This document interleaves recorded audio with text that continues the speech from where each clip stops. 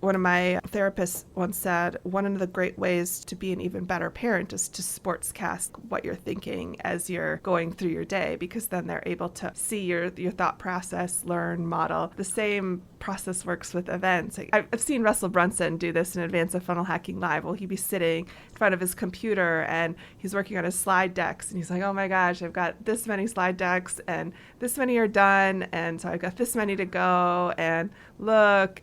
Or I'm at the store and I'm shopping, which shirt do you like? All of those little moments are actually selling people on the event. And we can't discount the power and how many people are watching us when we're doing little stuff like that. How are entrepreneurs like us daring bravely to build a stage, ditch the sweatpants, and step up to the mic? How do we create our own transformative events so we can get our message out into the world in a bigger way that's not only profitable, but it's actually something we can be proud of? That's the question. And the answers are inside this podcast. My name is Sarah Pfeiffer. Welcome to Green Room Central. Today I brought into Green Room Central Studios Lianne McAughey. As the host of the Spiritual Shift Worker podcast, she takes her listeners on a journey of connecting back to self. Using the tools of meditation and mindfulness, Lianne helps women to slow down, to connect back to their bodies, and to live more in the present moment. With a 23-year career in law enforcement, Lianne knows one thing for sure, and that is that life can change in an instant. She inspires everyone to stop missing their lives and create a life they love now. Lianne, welcome to Green Room Central Studios. Say hello to Lynchpin Nation. Good afternoon. I'm so happy to be here, Sarah. I'm thrilled to have you because we're doing something that we've never done on the podcast before today. And we're going to have a coaching call live on the podcast and let all of our listeners just kind of peek behind the curtain at what it looks like to do coaching. And I think it's going to be super valuable for everybody because you're cooking up something really special for your community and you've got questions about it. So let's dive in.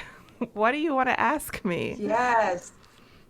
Oh my goodness. Where do we even start? So I think again, there are no coincidences, I don't believe, but I just returned from a pretty amazing event that I attended in West Palm Beach this weekend. And then I'm like, this is fantastic that I get to sit down with Sarah and have this conversation because I'm going to be hosting a really amazing transformational retreat in Sedona next April. Oh, wow. And yeah, I'm so excited. Like, it is something that's been on my heart for many years, and the universe provided me, someone came into my life that it was just synchronicity that she was doing the same thing. So I guess really the first question, and then I think I have a few of more like logistical questions, but coming off this high that I just experienced this weekend, I think the biggest question that I have is being able to provide that connection or cultivate that connection with the women that are going to attend so that when they walk into this room or they meet us, that they feel like this instant connection. And so I guess my question is more, how do you build that up when you have people that have the interest, first of all, that have put their hand up, said they're interested, and then cultivating that community prior to the actual live event? Yeah. Well, great question. So I think one of the best ways to do that is to ensure that you're curating the room, that you're clear about who this event is for and who it's not for, and to approach filling the event without any sort of desperation. So what I mean by that is some people will get to the end of their event filling cycle, their marketing cycle, and be panicked because they didn't fill it and give away spots, right? Or maybe they're blending a lot of people's communities in order to get to the number that they want. And when we're not selective about who should be in the room, then there isn't that instant connection. But when we are, people feel like they've known each other forever, and they connect on all of these different points. Like, let's take you and me, for example. The first time that we got together was, so we met in one of our mentors' Zoom rooms, right? And then we got together one-on-one afterwards, and it was so easy to talk, right? Because we were picking up what he was putting down and felt like raising our hand to go into the next level and go into a paid program. And because of that, everyone who was in that room was so aligned around the principles that he teaches. And so it was very easy to then go offline or go into a one-on-one setting and just feel this instant connection, right? Mm-hmm. And so I guess that's sort of, given we're so far out as of right now, like we're still like September, and we're looking at six months, I guess, still out. And so we're building a group, an online community, to be able to cultivate that. Is that sort of a suggestion, like you just said, how we met inside of a community and we're able to then go offline? So we're starting to build that from scratch. Yeah. And so when it comes to marketing and targeting who we're speaking to, we want the right people in that sort of free community per se, right? Yeah. We want to be able to so it's, I guess, trying to find, it's the wording and getting the marketing out to the right people. Totally. Yeah, it's just being very careful in your language, and so that it's very easy for people to raise their hand and think to themselves, yeah, this is where I'm supposed to be. Yeah, that they're talking about exactly what I want to talk about inside of here. It's not rocket science. It's just, I was on a coaching call with a prospective client recently, and they showed me their sales page, and they're in a bit of a panic because the event was not selling. And I looked at it, and it was so vanilla. I couldn't tell who they were trying to attract, because they were trying to attract everybody. And Right.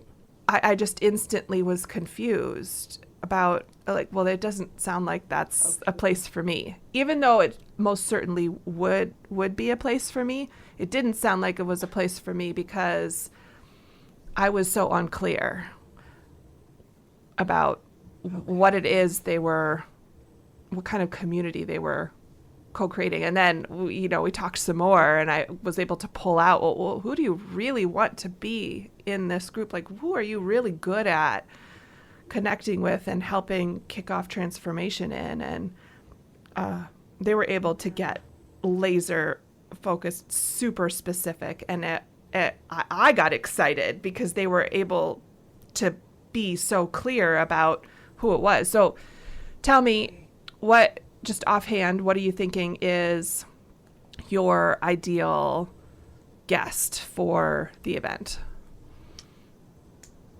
Yeah, so our ideal guest is going to be, it's for women, and it's going to be sort of in this age of probably 40s, 35 to 50, where I don't like using the words lost themselves, but definitely are on a path of reconnecting back to who they are. And, they've maybe been busy raising kids, and now they've got that free time, and they know that there's a little bit more of a pull where it's like they know they want to do something else, or they need to connect back.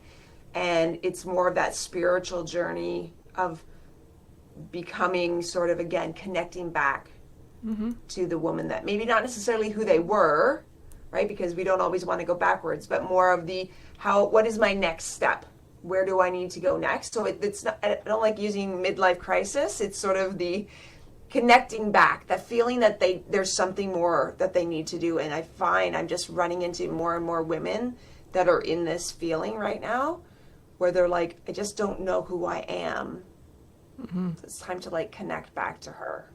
Well, I think you're running into Yeah. them because of that whole, what do they call it? The reticular activating uh, function in the brain System. Yeah. system. Yeah. So where Yeah. if we're shopping for a red car, we go see them everywhere on the road. So it's just, if the more that you're clear about who this is and in your own head, the more that you can articulate it to really well to others, and the more that you're going to just feel at ease talking about it in your daily life and all of your interactions, and then it's going to start perking up the ears and attracting the people that you want. Yeah. And so when I just explained that to you, was that clear? Like, was that clear the way that I described that, or does it need to be a little bit more refined? I think you can do some work on it. I was just doing this work actually with a Yeah. client yesterday, and we got out the ChatGPT to help us with brainstorming, and we're just going back and forth, being like, okay, is this the word that feels like the right one, or is it this one? Do we need to add something here, or do we need to take it away? Just, I love. I don't know if you've read the book How to Grow Your Small Business by Donald Miller. I think it's his latest release. I loved Storybrand. I loved this one even more. And there's a section in there on sales language. It helps, and also a mission statement, but it helps pull out of you in a series of questions kind of a way of talking to people about your thing. And it's so good. I recommend it to everybody who's trying to clarify who they're for. And yeah, so give it a read. I think you'll love it. And my best friend Audible has it. So if you like to listen to books just like I do. We are best friends as well. Yeah. And then I got it on Kindle Cool. too, so that I Okay. could like see the words on the page and like type them into ChatGPT to help me kind of connect the dots. Yeah. So I think that's going to be a big piece to your cultivating connection, is just backing way up into today and getting so clear on who you're serving and who you're enrolling into that community.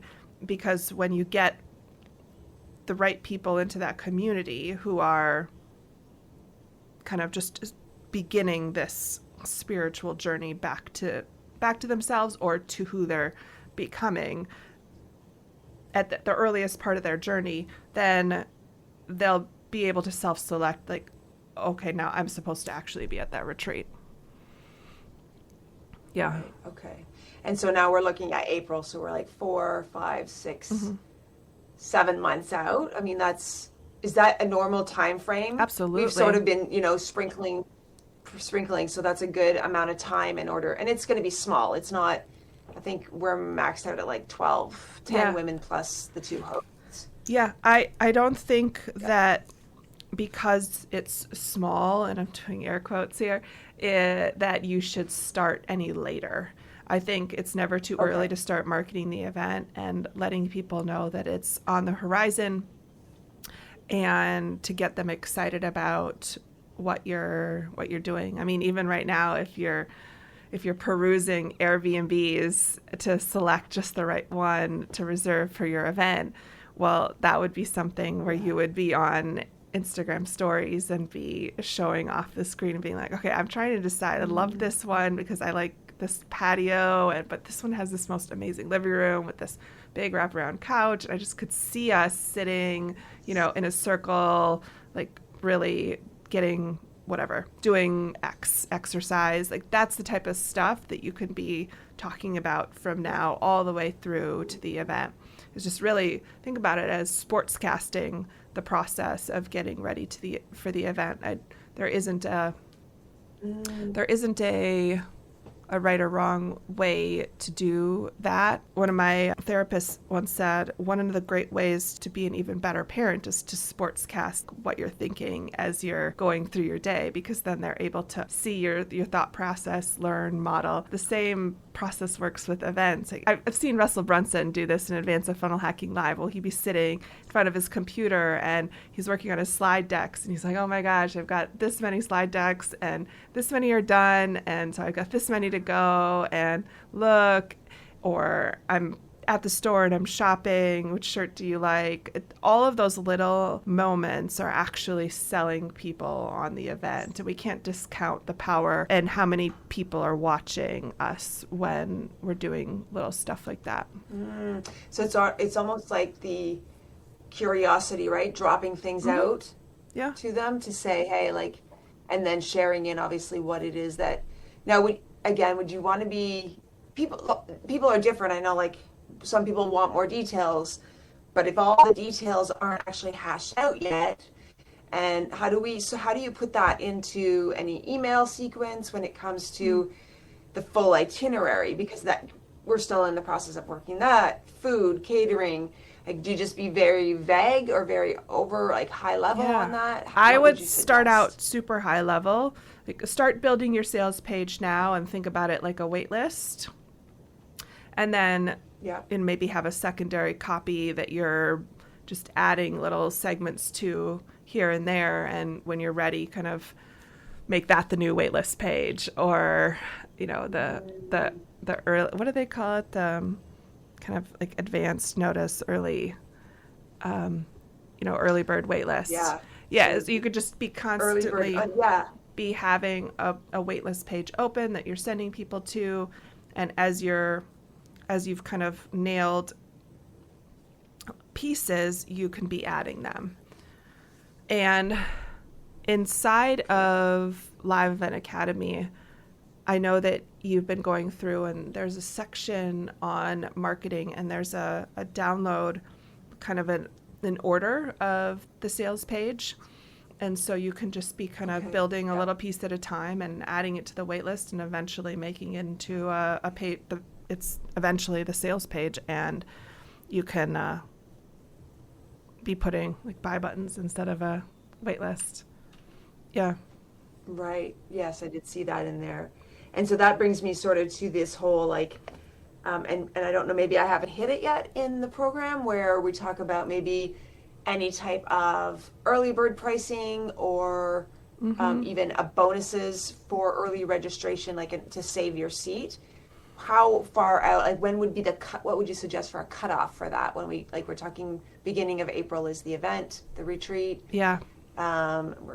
So like, how far back would you cut off sort of that early bird bonus?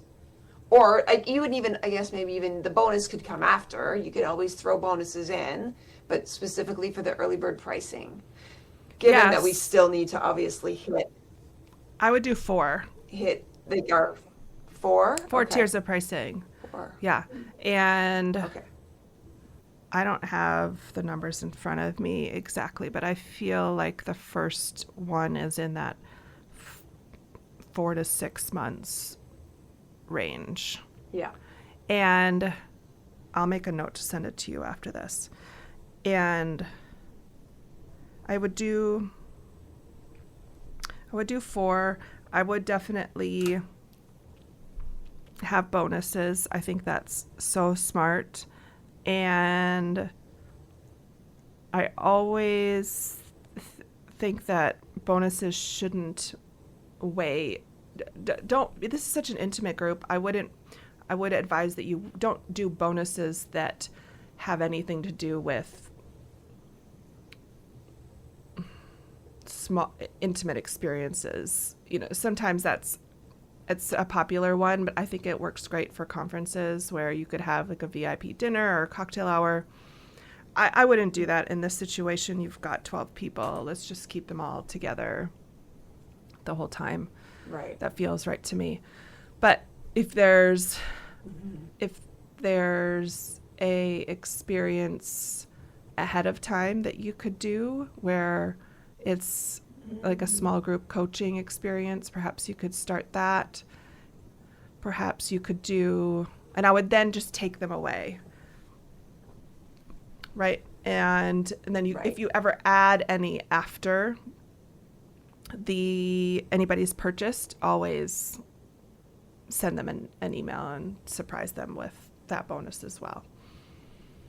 Just to make sure that anybody who's purchased early gets anything that you unveil down the road. But anything that an early person gets, you don't add to the people who book after that period has gone. Yeah. Because you want to reward like early action takers. Yeah. And would it be the same as, because I know in some things that I've seen and experienced where it's a variety where it's like if you pay in full, some people then when you do payment plans, the price is a little higher. And so sometimes when people pay in full, it's sometimes great because then you can take that money, right, and put it in towards part of whatever's happening during the actual event. And so is that, I don't actually, now that I'm asking that, it's like, I don't even know if I've ever seen, not a bonus per se of paying in full, but is that normal to have the prices a little higher for the payment plan? Yeah. We just did a whole episode on payment plans actually with Chase Kraft. It's a few episodes back from this. And he's a lender who adds payment plans. And so what I would say about your situation is, yes, it's always normal to make the payment plan higher. And when you're offering payment plans, you always offer the payment plan first. So say it's just like, 4 easy payments of $500, right? Or you can save a little and pay in full today and get it at X. But you always lead with the payment plan. Otherwise, people get resentful. So it's just a psychological buying thing. So yeah, lead with the payment plan. Yes, I would always make it slightly higher than the other one. I would also make sure that it's wrapping up before the event. So perhaps at some point the payment plan goes away. And that could be one of the scarcity and urgency triggers in, when we're doing 4 kind of price tiers. One of them could be taking away the payment plan.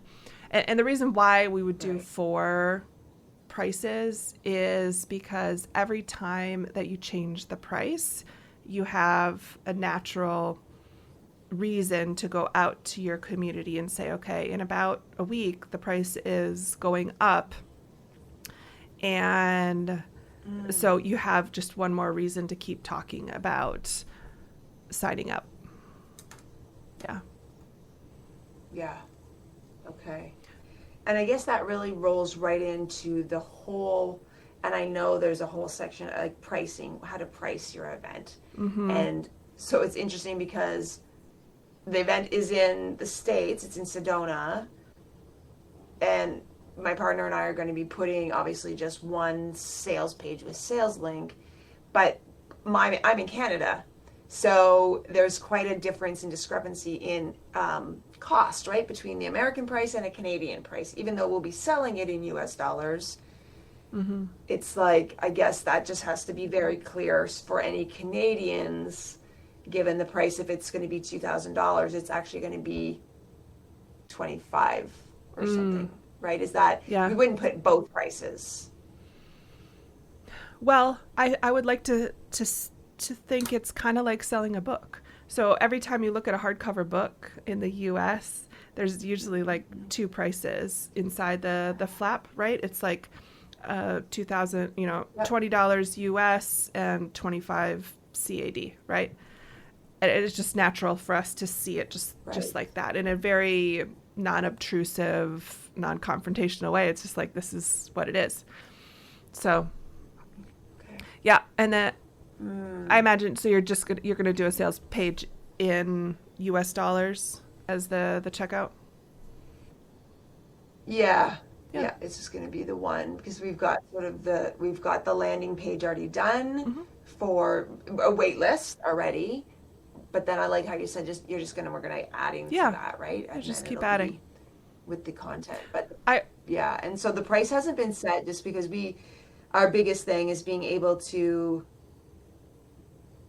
how much, like, we want to have so much value. We know what the transformation is, and yet it's like, okay, what do we actually include in that? Do we bring in speakers? Then how much is that going to cost? Is that going to increase the price yeah. of the retreat?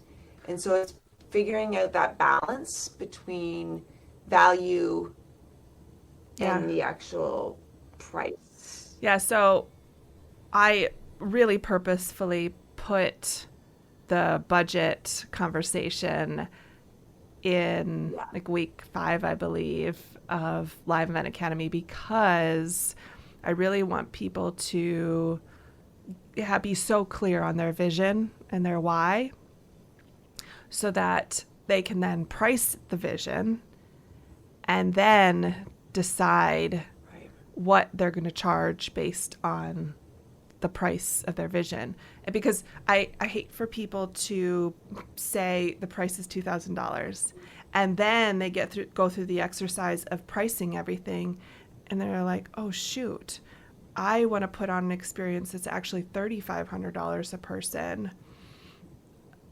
And I also want to make money on top of that. So I need to maybe I want to make 1,000 a head. So now I have to charge 4,500 in order to break even and then make a little per person. And I've already put the sales page out at 2,000. Like, what do I do? And then there's this panic, and then there's this shuffle of like taking things away, and then you have resentment inside of you because you're now compromising on what you value, and Yeah. I don't love that. So that's why I always want people to go through the exercise. No. It's not easy to price everything that you want, and it's not easy because you've never done it before, because you've never gone out and figured out, okay, well, how much does an Airbnb that sleeps 14 cost in Sedona on this particular week in April that I'm targeting, right? How much does it cost to fly in and house this, an air in a hotel for this speaker? Or what is it? Or can I barter with them? Or I want to have gifts in their bedrooms when they arrive. And Yeah. what is it and how much does that cost? And I don't want people to have to leave and get their own food or even bring their own food or have to go to the grocery store and stock up their room. I would prefer to hire a private chef and have them just in our house cooking the 3 meals a Yes. day and the snacks for the duration of the retreat. So what does that cost? It's going and doing a Google search and finding a personal chef in Sedona and asking them, Yeah. okay, theoretically, what would this be to feed 14 people over the course of 3 days, 3 meals a day, plus, like some things to nibble on out throughout the day? Like, what does that cost? So it's Yeah. just so important because stuff adds up. And you'll find that there's a really nice spreadsheet where that cues you on all the categories to kind of get your brain going on, okay, well, I didn't think about the fact that I am going to need to cover my expenses to and from the airport, and both in my home in Canada and both in Sedona, and I'm driving all the way from Phoenix, so maybe I'm going to need to rent a car. That spreadsheet will cue you, so be able to just kind of go down the list and think through, okay, now I need to go get the price for this, and now and some of the stuff you're not going to know. You're going to just do your best estimate, and that's okay. But some stuff, if it's really, if it's an Uber to and from the airport, you can guess. But if we're talking about a private chef for 3 days for 14 people and you've never hired something like that, then I don't want you guessing. I want you actually going and doing the work of figuring that out. And Right. that takes time, and now is the perfect time to be doing that work. And honestly, it's going to be so exciting and give you tons of stuff to talk about with your community members who might possibly be interested in going. And I would add here that people support what they create. So this gives like tons of fodder inside of your free community to be like, okay, I'm planning our retreat for April, and I'm like toying between a private chef and going out to eat or this and this. And then you just like put a little poll, like, what would you do? And you just, Right. people support what they create. Just put little polls in the community, just I love all the that. time, just to kind of force yourself to ask for feedback. And it might even help you make decisions about what you're going to do. But like, oh, Yes. I'm trying to decide guest speakers or no, yes or no. Okay, and then if you answer yes, like who would you want to hear from? Like put it in the comment section. Mm-hmm. Yeah. Mm-hmm. That is, yeah, being able to really use your audience to build it, right? And Mm-hmm. that's the big thing. So, because then they're going to have even more of a connection and Mm-hmm. more of an experience. Mm-hmm. Thank you for that. Mm-hmm. That's so good. And it's funny that you talked about one of the things that we're not, that I don't like struggling with, but definitely it's been coming up is the whole issue of transportation. And so the event that I just attended on the weekend, obviously the flight was not included. Yeah. The hotel room was not included. It's going to be a little different because this is a retreat where we're all going to be in one spot. But the biggest thing is because people will be coming in at different times, it's like, how do we just leave the transportation Mm-hmm. to their own devices to get to the wherever the retreat is happening, or do we rent a bus and have one of us drive it and then go back and forth because with how far the Airbnb will be from the airport? What is like, you want to have the experience. I want to create the atmosphere and the environment right off the bat, and I guess it is again whatever we choose, but then that cost and the time Yeah. of having us do that ourselves or just hiring it out. Yeah. So, you driving other people instantly made my insurance flag go up. It's making sure that you think about event insurance, and it is a line item on the budget for you to think about. But one way to reduce your risk is not doing that and hiring that out, either with Okay. just having people be empowered to make their own travel arrangements or booking it through a travel company that has insurance, and then you just ask for a proof of insurance. It goes back to, the event that you just went to. I love for people to journal after they've done something like that about the areas that really like put a sparkle in your eyes. Like, I'm so glad they did this, or this moment was so amazing. I'm glad that I had this, or I'm glad I met this person and this is what we talked about. And or just all the things that you noticed that you either loved or you thought, when it's mine, I'm going to do it a little differently than this.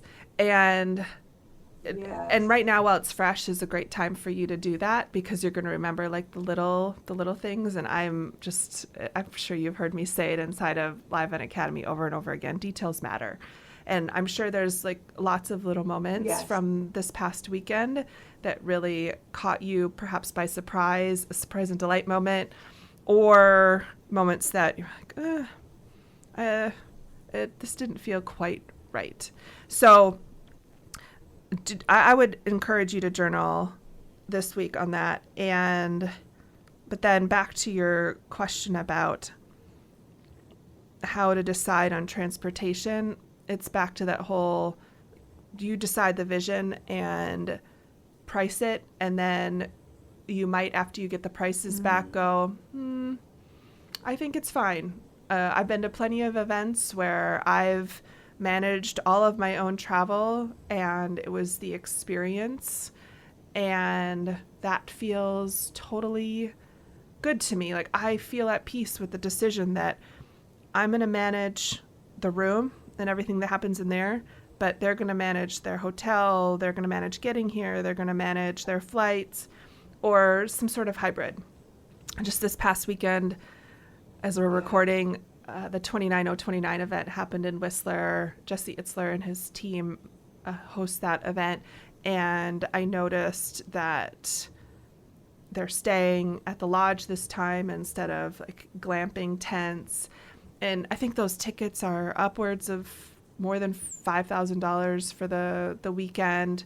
But it's just, I think they've just decided that lodging is a part of it, and people just get themselves there, and then once they're there, everything is taken care of.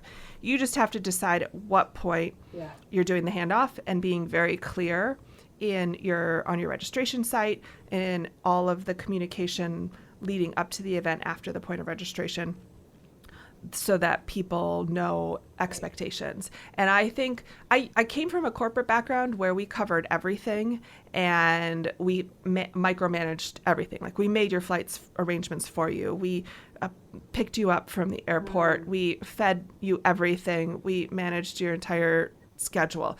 And then I went into this world of entrepreneurship and going to personal development, coaching style events, and it was vastly different, where it was just the room that was, it wasn't even food, or it wasn't even lodging or transportation. And at first I was like, oh my gosh, how is this going to work? And then I noticed thousands of people are making it work at this event, and I'm actually making it work too. And I don't feel like any less about the host of the event. It's just, I knew the expectation up front, and then I just followed through, and I actually felt kind of awesome about that amount of autonomy and freedom. And so you're just going to have to kind of work with it. Yeah, and I think you're right. Knowing from the things this weekend, definitely, like when you said that's like, yep, there's things that absolutely amazing, and yet there was things like, I wish that had been included, right? Yeah. Or that had been a little bit more. But being really upfront and letting people, and again, I like that you said, really asking, like saying, hey, do you want this to be all inclusive, like including all the food, and you don't need to worry about a thing. And then if you decide to go and grab snacks yourself, that's on you. And I think for the experience that we want to create, I think having, it all sort of included from the point of arrival is definitely the experience that we want to be able to provide to people. So I love all of that. And I think about it like a hotel ballroom conference with 1,000 people versus an intimate retreat for 12 people. You're creating this bubble around them, right? You kind of want to keep everybody in the bubble. And whereas conferences, it's almost impossible to, it's possible, but to put a bubble around that many people. And so it just kind of feels natural and organic for people to go create their own little mini bubbles inside of the thing. And, they've got their people that they go eat with, or they made their hotel reservations, their Airbnb with some friends that they came with. Whereas I think with 12, you really want to create, if it was me, I would want to create a bubble and include as much as possible, but then draw a line where it just doesn't financially make sense this time to be able to do that. But I'm going to put it on my wish list in the parking lot for next time. Like, not this event, but next one, or maybe the third one. Like, I'm working towards this. And it's okay to give yourself permission to say, this is a value of mine and it's so important, and next event. Like a story from my wedding. Like, flowers are the most important thing to me in the whole wide world. I just love flowers. But I could not afford to build like the arch and put like, the massive like $1,000 arrangements on everybody's table. So everyone got like bud vases, and it wasn't my ideal, but it was what I could do at that time. And I still have the vision that there will be an anniversary party someday where it looks like the most expensive wedding on planet Earth, because that feels fun to me to do once in a lifetime. So it's okay to know that's my value, and it's not going to fit this time, and I'm working towards it.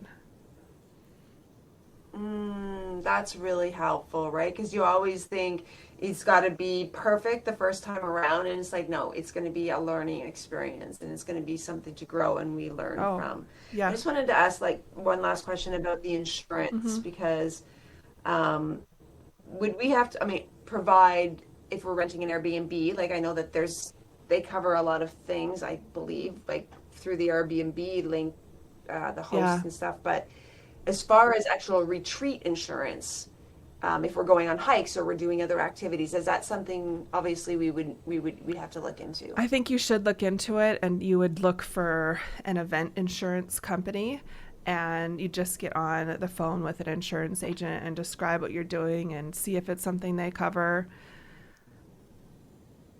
Maybe you'd also, and if you unable to find an agency that will cover your specific situation, perhaps you're working with a legal contact and getting waivers put together. So I think you should have conversations in both spaces. Yeah, both legal and insurance. There's some beautiful hikes up there. Yeah. Yeah. I know. And that's sort of like you want people to, not have to worry about that, but it's something you have to think about for sure. Yeah, I mean, it's very possible. And I guess, anything is. I just had one, but I guess the after, now we've done this amazing retreat, and I think that you just did an episode on scaling, and I haven't listened to all of it yet, but I guess it's the after effect of that and how to still, I guess, take all those testimonials of those people, and we put all that back into our free community where the people that maybe weren't able to come this time would be able to come next time, right? Yeah. Maybe doing having podcasts and having. I would recommend filming testimonials with as many of the people who attend this one as you can, like during the event itself.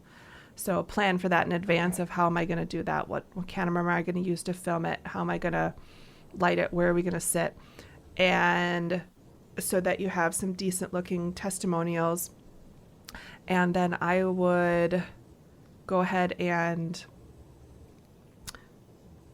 also offer your next retreat at this retreat, and perhaps say when you're able to sit down with us and give us 15-20 minutes at this retreat for to give your testimonial, would love to, as a thank you, give you a discount off of the early bird pricing for the next one.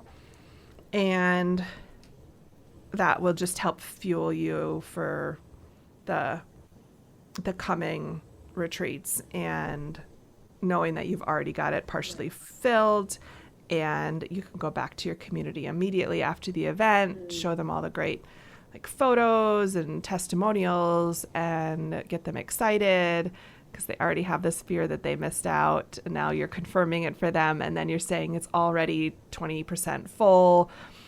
Want to make sure you get your spot at this, never going to be lower than this early bird pricing for the public. So yeah,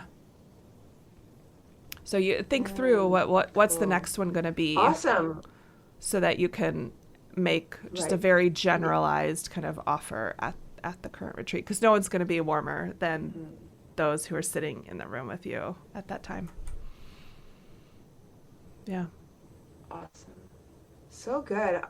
Thank you so much. I'm not sure if I have anything else right at the moment. This is great because some things have just been really clarified for me about, again, the cultivation prior and being able to have that connection when everyone actually arrives and feel like they've, already know each other. Yeah.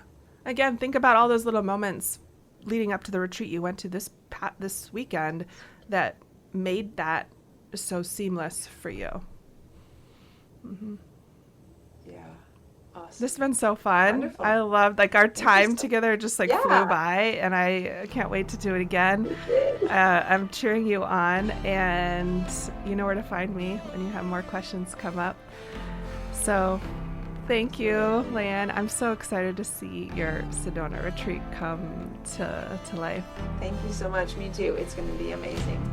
Thank you for listening to the Green Room Central podcast. If you loved this episode, then please take a screenshot on your phone and post it to Instagram, and be sure to tag @SarahPfeiffer and let me know why you liked it and what you'd like to hear or who you'd like to hear from in the future. That'll help me know what to create for you. The number one thing I'm asked by CEOs, whether it's their first event or their 20th, is, Sarah, how do I get more butts in seats? And so I put together a guide for you. Head over to fillingevents.com for your free copy of 107 ways to fill your event. I want to help you quickly master event marketing and fill your events, even if you've never done it before. I've scoured the online business world and found 107 of my favorite strategies working right now to fill your next in-person or virtual event. Create the event promotion plan you need from these easy-to-implement, customizable strategies for free over at fillingevents.com. I appreciate your commitment to leveling up and learning the mindset and strategy of live events. Keep going. Keep learning.